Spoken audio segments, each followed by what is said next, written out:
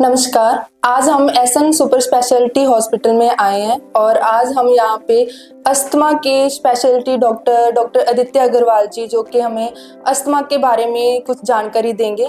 तो आइए हम आपको डॉक्टर आदित्य अग्रवाल जी से मिलाते हैं। नमस्कार सर।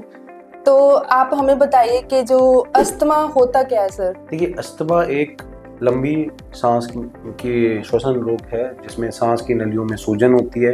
हाँ। मरीज को सांस लेने में तकलीफ होती है और सांस की नलियों में सूजन की वजह से छाती में जकड़न होती है और बलगम बनने लगता है। इसकी वजह से मरीज को बहुत सारे तरह के अलग अलग तरह के लक्षण पाए जाते हैं। ओके। तो जो अस्थमा होता है सर, उसके जो लक्षण होते हैं वो कैसे पता लगते हैं हमें? देखिए, कॉमनली अस्थमा जो अपन अगर बात करें तो इसके अंदर दो तरह के डिस्ट्रीब्यूशन होते हैं मॉडल। यूजली अस्थमा की जो बीमारी है हम कॉमनली जो देखते हैं वो बच्चों से शुरू हो जाती है। हाँ। बच्चों से होते होते धीरे धीरे कुछ बच्चों में बीमारी ढलने लगती है। समय जैसे जैसे बच्चे बड़े होते हैं तो बीमारी सेट हो जाती है और कुछ लोगों में अस्थमा अडल्ट ऑनसेट होता है, यानी कि बच्चों बड़ों में होता है। तो इसमें जो मुख्य लक्षण होते हैं जो हम देखते हैं, सांस में तकलीफ होना, खांसी आना, खांसी के साथ बलगम बनना, छाती में साए साए की आवाज आना और छाती में जकड़न होना, ये मुख्यतः लक्षण पाए जाते हैं। तो सर आप हमें बताइए कि जो अस्थमा है तो उसको कैसे नियंत्रित किया जा सकता है? देखिए, अस्थमा को नियंत्रित करने के लिए सबसे पहले हमें ये जानना जरूरी है कि अस्थमा के उत्तेजक यानी कि ट्रिगर्स क्या क्या होते हैं।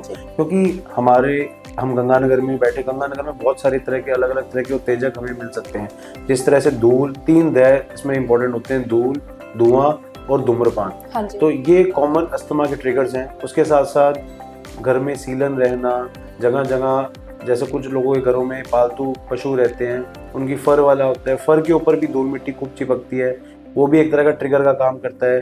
धूल मिट्टी, वेदर चेंज होना, मौसम बदलना एक बहुत इंपॉर्टेंट अस्थमा का ट्रिगर है, यानी कि उत्तेजक है। मौसम बदलने से कुछ लोगों में लक्षण पाए जाते हैं। तो हमें इन सब ट्रिगर्स को आइडेंटिफाई करना जरूरी है। एक मरीज जो अस्थमा से पीड़ित है उसको ये सब चीजों को ऑब्जर्व करना जरूरी है और उन सब चीजों को ऑब्जर्व करके समय पर चिकित्सक को दिखाना जरूरी है। इससे हम अस्थमा को कंट्रोल में कर सकते हैं। एक सर जो इनके जो अस्थमा के इनहेलर्स है, आप थोड़ा सा उसके बारे में भी हमें जानकारी दी। हाँ, देखिए, अस्थमा के लिए बहुत इंपॉर्टेंट है इलाज इनहेलर्स, क्योंकि अस्थमा के लिए मेन इलाज इनहेलर ही होता है। ये इनहेलर्स को लेकर लोगों के मन में बहुत सारी भ्रांतियां होती है, जैसे कि इनहेलर्स की आदत लग जाएगी, हमें लत लग जाएगी, इनहेलर्स से हमें बहुत ज़्यादा साइड इफेक्ट होंगे, ये हमें लंबे समय तक लेने पड़ेंगे। तो ऐसा कुछ नहीं होता। इनहेलर्स ही अस्थमा का उपलब्ध उपचार है। 2 तरह के इनहेलर्स होते हैं, एक कंट्रोलर और एक रिलीवर। कंट्रोलर इनहेलर्स हम लोग लंबे समय में, जो लोग अस्थमा के स्टेबल पेशेंट चलते हैं, हम लोग उसमें यूज़ करते हैं। रिलीवर मेडिसिन जिसको अस्थमा का एकदम से अटैक आता है उसमें इस्तेमाल किए जाते हैं। साथ में हमें व्यायाम भी करना चाहिए, ब्रीथिंग एक्सरसाइजेस होती है कुछ जो कि अस्थमा में सहायक होती है। इसके साथ साथ हमें इन्फेक्शन कंट्रोल मेजर्स कि बार बार लंग्स में इन्फेक्शन नहीं हो, वैक्सीनेशन का अपना रोल है, और जिस तरह से मैंने पहले आपको बताया कि ट्रिगर्स को हमें ध्यान रखना बड़ा जरूरी है। आज हमने अस्थमा के स्पेशलिटी डॉक्टर आदित्य अग्रवाल जी से जाना कि अस्थमा होता क्या है। अगर कोई भी व्यक्ति इस बीमारी से पीड़ित है तो वो अपने नज़दीकी के स्वास्थ्य केंद्र में जाके पल्मोनरी मेडिसिन डॉक्टर को जरूर दिखाएं और इस बीमारी से जागरूक रहें। धन्यवाद।